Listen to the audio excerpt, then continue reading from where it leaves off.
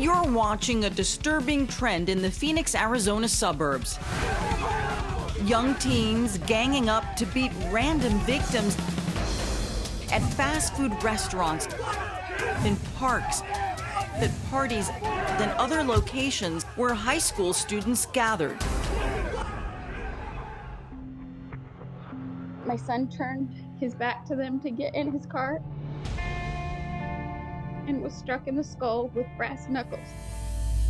They call themselves the Gilbert Goons, named after the city of Gilbert, Arizona, as they troll the town, relentlessly punching, kicking, and using weapons, leading to angry parents and community leaders who say police and prosecutors aren't in control or making enough arrests. It is irresponsible to the community, and it is completely harmful to the victims. You're done. For more than a year, police have struggled to control the violence from the gang of about 20 upper middle-class teens from multiple area high schools. Then it turned deadly. 911 emergency. Hey, I'm at a party, and What's going on? Take a deep breath.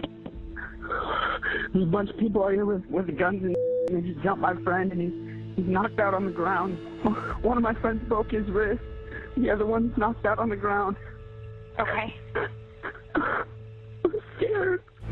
It was supposed to be a fun Halloween party for 16-year-old Preston Lord and his friends when police say a group of random teens showed up and wanted to steal a gold chain.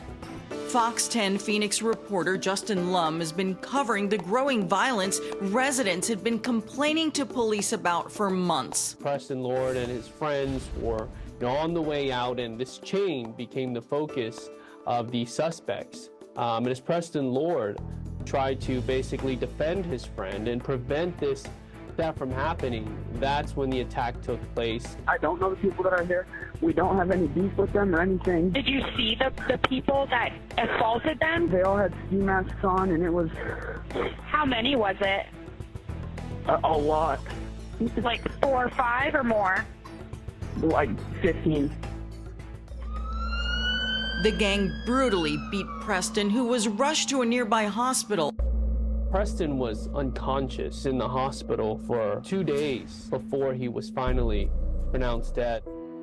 He was a son, a brother, and a friend.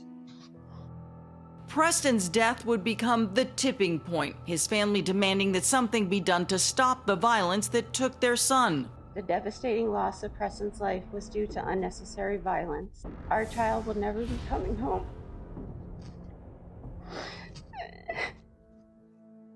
And we need to prevent this from ever happening again. We are going to be relentless about this, and we're not going to stop until we have everybody in custody. But bringing the mob to justice would be a challenge. It's not as easy as people think. These videos have been circulated time and time again. For police, the challenge is locating that source of that video taken, identifying the person that was involved or the persons that are involved. After Preston's murder, his parents were joined by other residents who had been affected by the so-called Gilbert Goons. My son, who was 16 at the time, was a victim of a gang-style attack. He immediately felt blood gushing down his head and back, but was able to get in his car and leave to get help. The victims and their families deserve justice, and our youth deserve to feel safe. Tonight we stand together. Neighbors held vigils to remember honor student Preston Lord as a county attorney grew frustrated by some media reports that arrests for his death weren't coming. You are telling the community that you cannot trust the efforts of this office. This office is pouring in hours and resources to this. But there are also family members out there. There is a real 16-year-old kid who lost his life. We now have an active investigation in collaboration with our law enforcement partners to determine if the Gilbert Goons can be classified under Arizona law as a criminal street gang. Police continued their work, and several months after Preston Lord was beaten to death, Today, a grand jury has indicted 4 people in the murder of Preston Lord. 7 people were eventually charged in Preston's death, including a suspect in another Gilbert Goons case. One of these 7 suspects, William Hines, connected to another assault in Gilbert at an In-N-Out parking lot where another victim months prior to this was attacked and actually had internal damage to his kidney. Then more crackdowns as police make several arrests in a number of different cases. Now, as the 7 indicted in Preston's case face a judge, Preston's family attends their hearings, holding out hope that all the senseless violence will soon come to an end. It was a deliberate attack on Preston. It wasn't just a couple kids throwing punches. It was an attack on him that took his life, and they should be held accountable for his death.